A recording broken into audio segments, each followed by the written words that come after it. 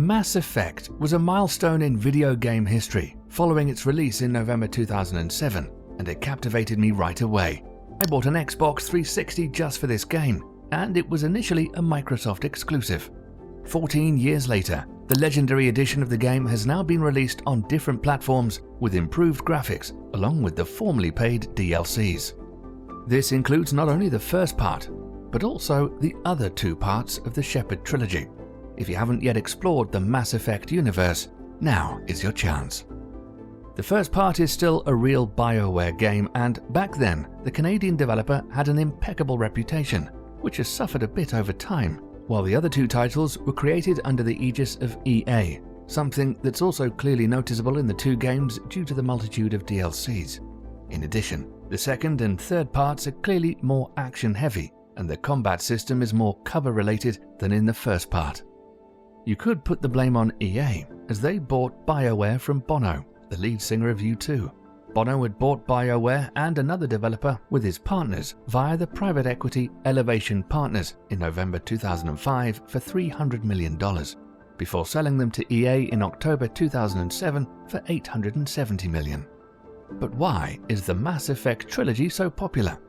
The three games offer a lot of freedom of action by allowing you, as the player, to travel the galaxy with your own ship, not only following the main story, but also completing many interesting side missions with a variety of interesting conversations. It's no exaggeration when I tell you that the crew really grows on you throughout the course of the story, and you can even enter into a romance or two. But the game also forces you to make brutal decisions, for example when it comes to sacrificing one of the crew members. Furthermore, there is often more than one solution. If you put enough skill points into diplomacy, or if you have a positive reputation due to your helpfulness and moral decisions, you'll get around some fights. In addition, there's a multitude of very interesting alien races, terrific background music, as well as an exciting story about a merciless threat by artificial intelligence, which was written by the novel and video game author Drew Karpyshyn.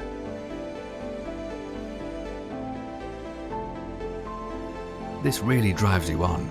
Unfortunately, the conclusion of the trilogy can't keep up the suspense, and many fans remain disappointed by the grand finale. There are other annoyances as well. Unfortunately, there are still a few bugs in the game, but the situation is nowhere near as bad as it was when the first part was released.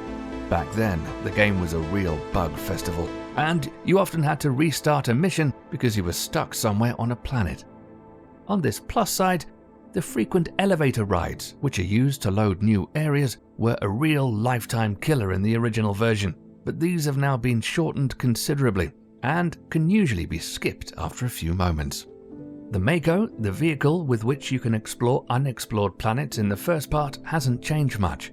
You either love it or hate it. There seems to be nothing in between, but the controls and the physics engine are still interesting. The enemy AI also only occasionally presents you with a challenge, as it isn't always up to snuff, and the enemies are more of a threat due to their numbers rather than their cleverness.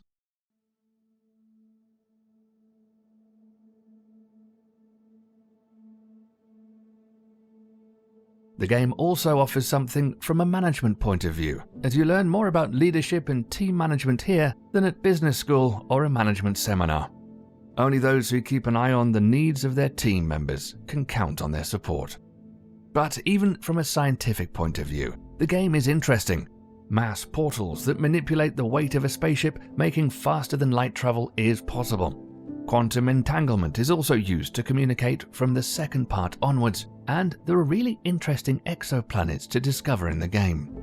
Last but not least, you'll be confronted with scientific ethics when you can bring back a dangerous and actually extinct species, or alternatively, you're offered the opportunity to reverse a genetic genocide. Conclusion: the game is an amazing experience, and I've played through all parts in a row more than once, especially the DLCs, which have to be paid for, add an enormous depth to the game and enrich the story immensely. Especially the Mass Effect 3 Citadel DLC is a highly emotional experience, because you're confronted with yourself as an opponent, and it's made clear in an ingenious way why you are special. Thank you for your attention. If you like this video, check out our other videos about science fiction.